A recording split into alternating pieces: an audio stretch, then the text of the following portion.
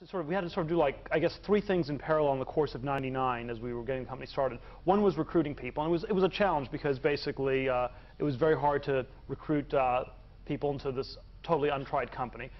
But besides selling employees, we had to sell investors, and we had to ultimately sell customers to use the product. And we had to, in the course, figure out a usable product. I spent, as the CEO of the company, one of the less pleasant but fairly important jobs was spending an awful lot of time meeting with investors. I probably had about 100 different pitches to investors in the course of 1999.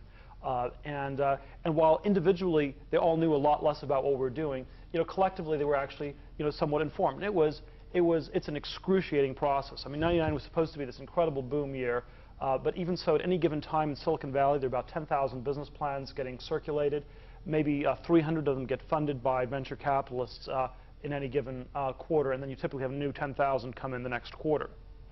So it was this ongoing, crazy process, and you basically and it's a somewhat arbitrary process. You don't really know who to talk to. It was it started with the first round we did in February '99 was a bunch of sort of angel friends and family. One of the people I met at a Chinese food restaurant, he told me, "I never know what to invest in. We will just see what the fortune cookie says at the end of the meal." And of course, it was very positive, but that was still apparently not decisive. They ended up not investing.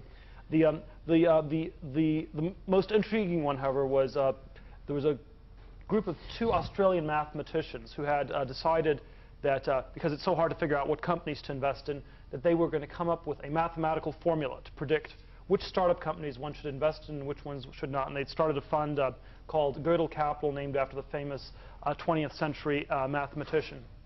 And the first meeting was 8 hours in San Diego in a stuffy room without any water, pitching them on it. And then the second one was a week later in Manhattan, 3 hours walking in the freezing cold. One of them wanted to take a walk. It was like 20 degrees Fahrenheit. I wasn't wearing any warm clothes, so it was I figured just after this endurance, they should be writing me a huge check. And then they say, well, we're maybe going to invest $50,000. But unfortunately, the mathematical formula, the mathematical formula always returned that they could never decide, which was somewhat, I guess, was appropriate and yet ironic given the name of the fund they had set up.